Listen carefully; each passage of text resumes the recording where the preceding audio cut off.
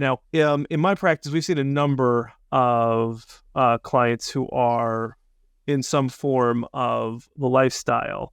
And what we've come to learn is that there is a pretty substantial prevalence of dysfunction and ED within those communities. And I know that that's a big part of what we do here on the podcast and in my practice. So our numbers are anecdotally going to be skewed, but I am aware that this is a talked about subject in the lifestyle community. So can you kind of speak to that? What might be some of the explanations or the causes for dysfunction, certainly from a psychosexual perspective? Right. So, again, I'm glad you're hearing that because I'm hearing it too.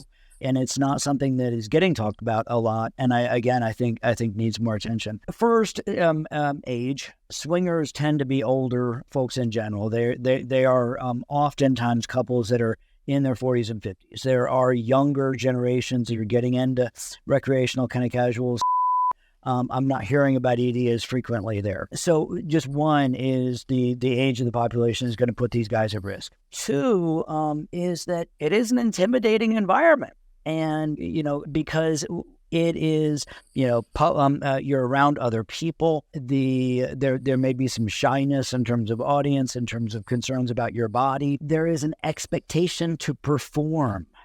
And it's interesting. Scheduled, it tends to increase satisfaction for females, but it increases risk of ED for men because, that pressure to perform can create some internal anxiety and interfere in function. Lastly, there's a lot of judgment in this community if you struggle at all with erection. And they, I've heard some of these folks really, really kind of callously say, look, my wife is here to get f***ed, and if you can't get hard, don't even show up because we don't want to waste your time.